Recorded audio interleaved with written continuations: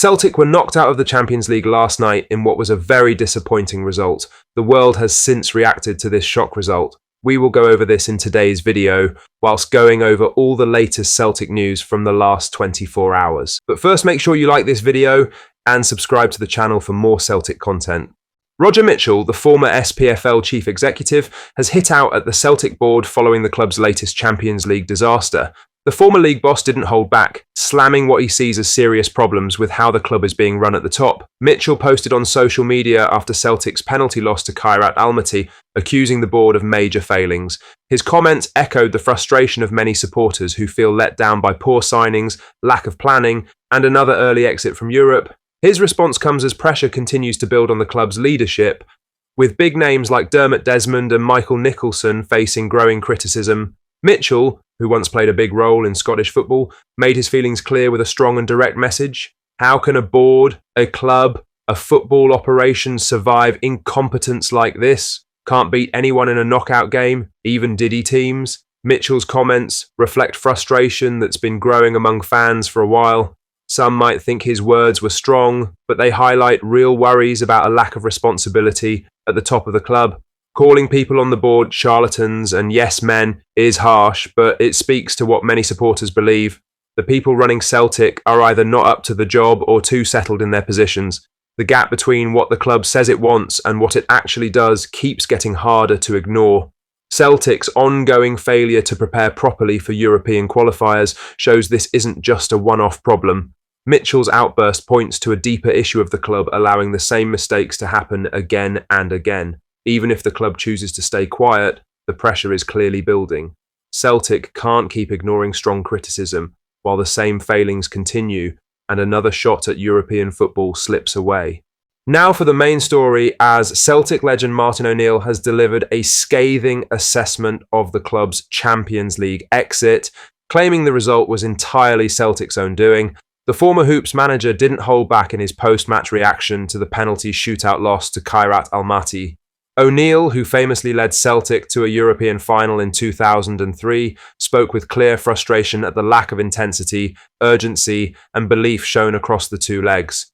Despite Dazen Maeda passing up a golden chance late on, the former boss felt the overall performance simply wasn't good enough.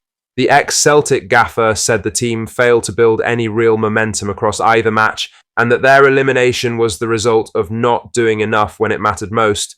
His words echoed the wider anger among supporters who watched another European opportunity slip away. O'Neill also touched on what it means to represent Celtic in Europe, pointing out the ambition that comes with managing and playing for a club with such history and expectation. He said, "Celtic, it's their own fault. They are out of a competition they should be in. They haven't done enough over the two games.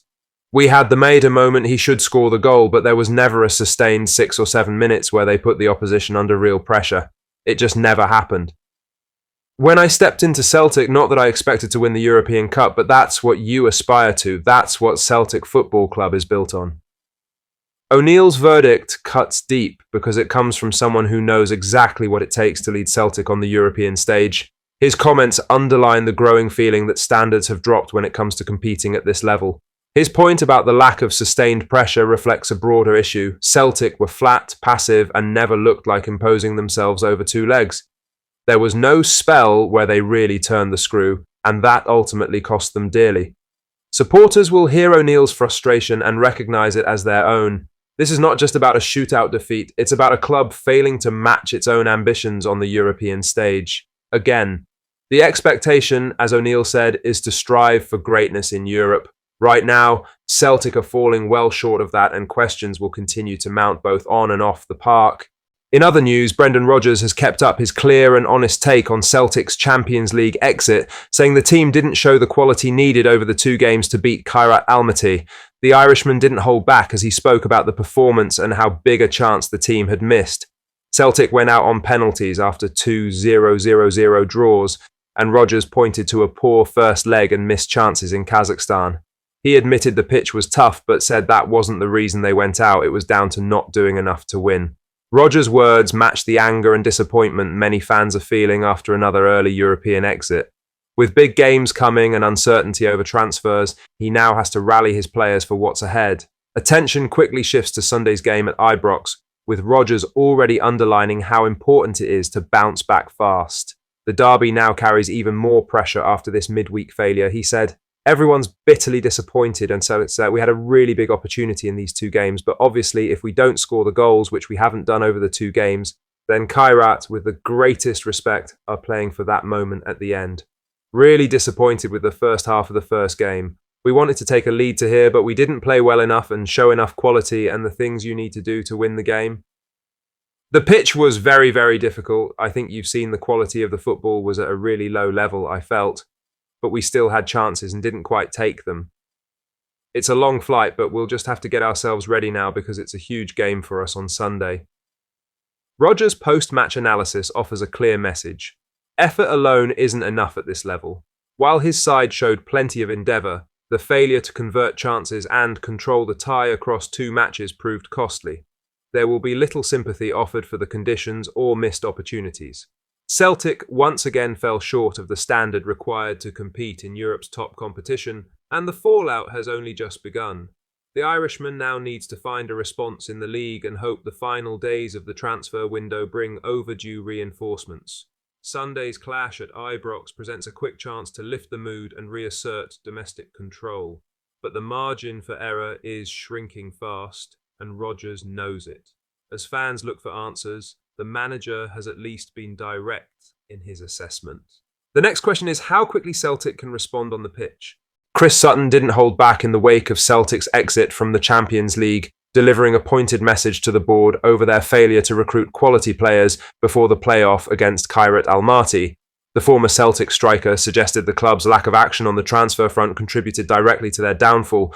Celtic's inability to reinforce in key areas ahead of such a pivotal tie left the squad vulnerable. Sutton summed it up perfectly, calling it a gamble that didn't pay off. Such criticism from a club legend speaks volumes. It highlights broader frustrations over boardroom inertia and poor timing in transfer strategy, especially at a moment when European progression depended on sharp preparation. With scrutiny now intensified and the fallout inevitable, attention turns to those at the top, the people responsible for giving Rodgers the tools he needed to compete on the biggest stage. Now, with fans and pundits questioning the board's choices, the message is clear: more needs to be done to fix the damage and win back trust.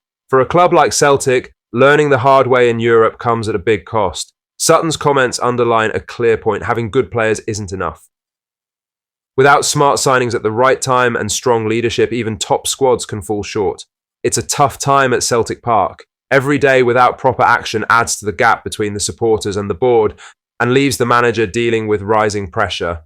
The real challenge now is how fast the club can recover, bring in quality, and turn early season hopes into real success at home and in Europe. What do you think of what we discussed in today's video? Let us know down in the comments section below. Make sure you've liked this video and subscribe to the channel for more Celtic content. Thank you, take care, goodbye.